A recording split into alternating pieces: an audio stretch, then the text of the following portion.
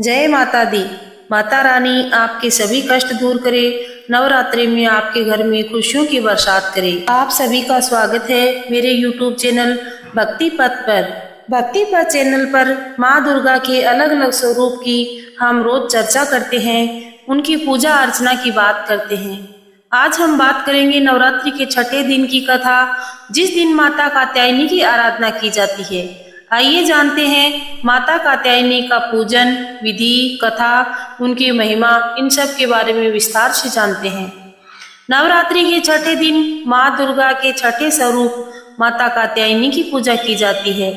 इनका नाम कात्यायनी इसलिए पड़ा क्योंकि इनका जन्म ऋषि कात्यायन के घर हुआ था। माता कात्यायनी को युद्ध और शक्ति की देवी माना जाता है।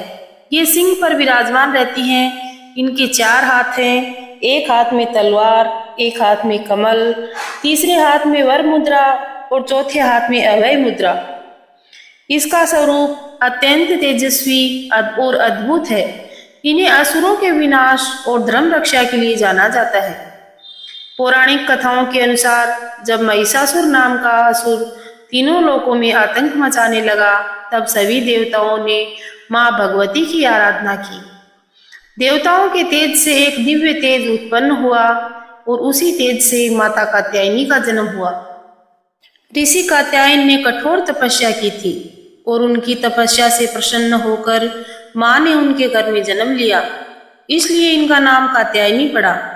कहते हैं कि महिषासुर वध करने के लिए ही माता कात्यायनी अवतरित हुई थी। जब युद्ध हुआ तो माँ कात्यायनी अपने सिंह पर सवार होकर महिषासुर का वध कर देवताओं को उनके आतंक से मुक्ति दिलाई।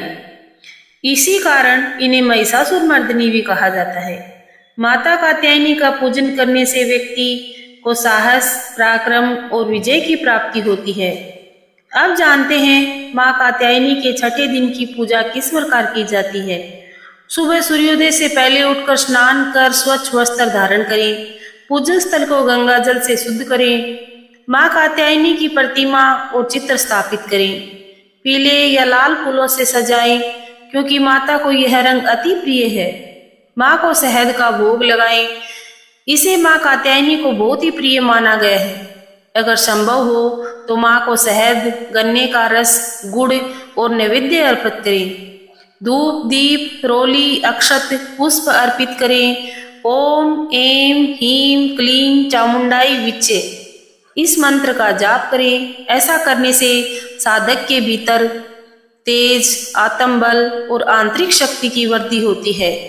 नवरात्रि के छठे दिन कन्या पूजन का विशेष महत्व बताया गया है, क्योंकि माँ कात्यायनी को कन्याओं का स्वरूप माना गया है।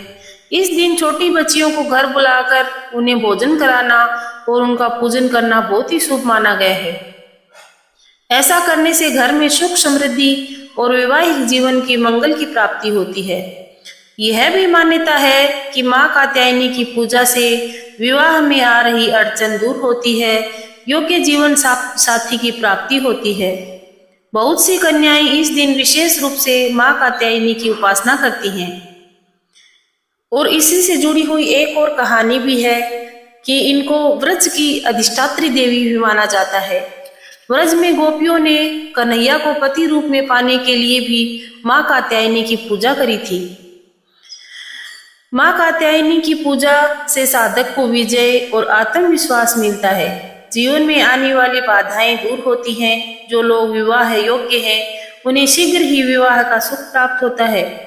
माता का आशीर्वाद प्राप्त कर व्यक्ति भय मुक्त, साहसी और धर्मपरायण बनता है। कहा जाता है माँ कात्यायनी की कृपा से साधक को मोक्ष की प्राप्ति होती है। तो दोस्तों, यह थी नवरात्रि के छठे दिन माता कात्यायनी की कथा और पूजन विधि। अब आप भी माँ कात्यायनी की आराधना पूरी श्रद्धा से करते हैं तो निश्चित ही माँ आपके सभी मनोकामनाओं को पूर्ण करेंगी। यह वीडियो और ये जानकारी आपको अच्छी लगी हो तो इसे लाइक शेयर जरूर करिए। चैनल को सब्सक्राइब करना ना भूलें। अगले वीडियो में हम नवरात्रि के 7वें दिन यानी माँ कालरात्रि की कथा लेकर आएंगे। ये माँ कालरात्रि की वीडियो हम बहुत जल्द लेके आएंगे, तो चैनल को सब्सक्राइब कर लीजिए और फटाफट से इस वीडियो को आगे से आगे शेयर करते रहिए, ताकि सब लोग आज के दिन माँ कात्यायनी की कथा सुन सकें। सभी को एक बार फिर से नवरात्रि की बहुत बहुत शुभकामनाएं। माता रानी आपके घर में बहुत सारी खुशियां लेकर आए। एक बार कमेंट बॉक्स में जय माता दी जरूर लिख कर जाए। जय माता दी।